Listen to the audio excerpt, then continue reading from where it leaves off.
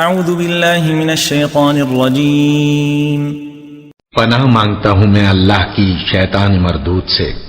وقالت اليہود ید اللہ مغلولہ غلت ایدیہم ولعنوا بما قالوا بل یداہ مبسوطتان ينفق کیف یشاء وَلَيَزِيدَنَّ كَثِيرًا مِّنْهُمْ مَا أُنزِلَ إِلَيْكَ مِنْ رَبِّكَ طُغْيَانًا وَكُفْرًا وَأَلْقَيْنَا بَيْنَهُمُ الْعَدَاوَةَ وَالْبَغْضَاءَ إِلَى يَوْمِ الْقِيَامَةِ كُلَّمَا أَوْقَدُوا نَارًا لِلْحَرْبِ أَطْفَأَهَا اللَّهُ وَيَسْعَوْنَ فِي الْأَرْضِ فَسَادًا وَاللَّهُ لَا يُحِبُّ الْمُفْسِدِينَ۔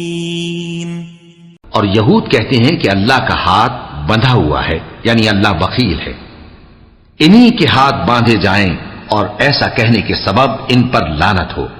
اصل یہ ہے کہ اس کے دونوں ہاتھ کھلے ہیں، وہ جس طرح اور جتنا چاہتا ہے خرچ کرتا ہے۔ اور اے نبی، یہ کتاب جو تمہارے پروردگار کی طرف سے تم پر نازل ہوئی، اس سے ان میں سے اکثر کی شرارت اور انکار اور بڑھے گا، اور ہم نے ان کے درمیان عداوت اور دشمنی قیامت کے دن تک ڈال دی ہے۔ جب کبھی انہوں نے لڑائی کی آگ جلائی، اللہ نے اس کو بجھا دیا، اور یہ ملک میں فساد کے لیے دوڑتے پھرتے ہیں، اور اللہ فساد کرنے والوں کو دوست نہیں رکھتا۔